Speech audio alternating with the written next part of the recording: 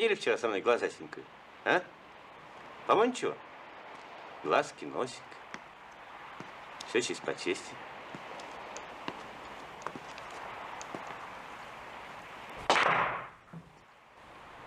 Не огорчайтесь, Алекс.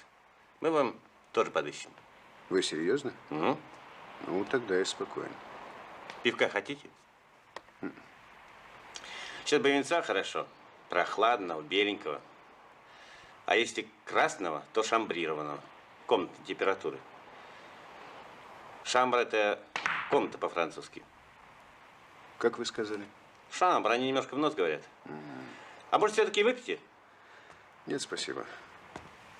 Не компанейский вы человек, Алекс.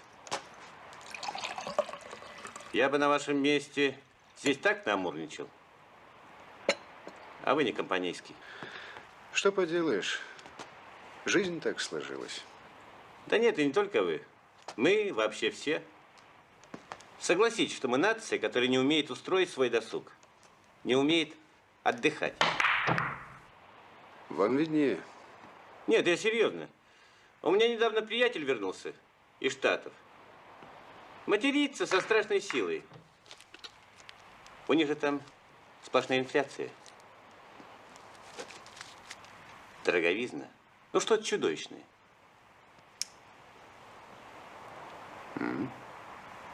Ну, развлекаться, говорит, они умеют подлецы. Этого, говорит, у них не отнять.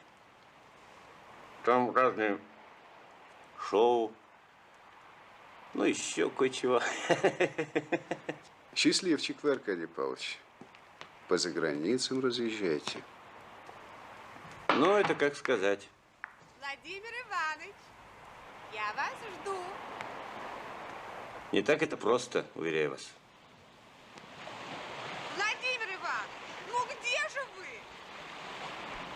Иногда сидишь в каком-нибудь Копенгагене. Год-два, как в том анекдоте. Наверное, в своих апартаментах? Конечно, все как положено. Ну вот сидишь и такая вдруг тоска возьмет. Хоть волком вой. Так не ездили бы? А как? Да, в этом смысле вам не позавидуешь.